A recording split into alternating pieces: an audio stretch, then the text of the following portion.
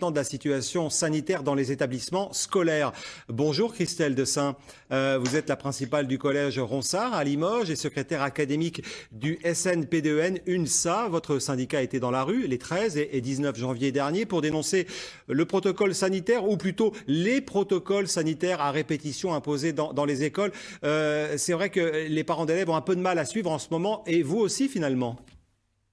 Tout à fait, effectivement, nous avons un gros souci de communication avec le ministre actuel.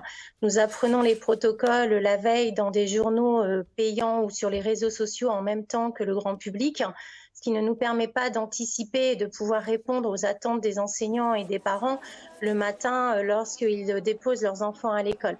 Donc, ce problème de communication a été déjà relayé régulièrement par les différents syndicats de chefs d'établissement et c'est la raison pour laquelle nous nous sommes réunis en intersyndicale mercredi dernier pour manifester notre mécontentement devant les grilles du rectorat. Les tests que les enfants doivent faire lorsqu'ils sont cas contact et puis les attestations sur l'honneur, tout ça c'est difficile à vérifier pour vous? Effectivement, c'est difficile à vérifier, sachant qu'il y a eu des pénuries de tests dans les pharmacies, que les parents se devaient aussi de pouvoir se rendre sur leur lieu de travail et qu'il était difficile de façon régulière, lorsqu'on est cas contact ou cas positif à plusieurs reprises dans une même semaine, de devoir amener ses enfants faire un test antigénique et un test PCR. C'est pour ça que nous avons eu un nouveau protocole quelques jours plus tard pour indiquer que les enfants n'auraient que trois autotests à réaliser. Pour autant, il faut pouvoir trouver ces autotests en pharmacie et que l'établissement remette aux parents une attestation pour que ces tests leur soient délivrés.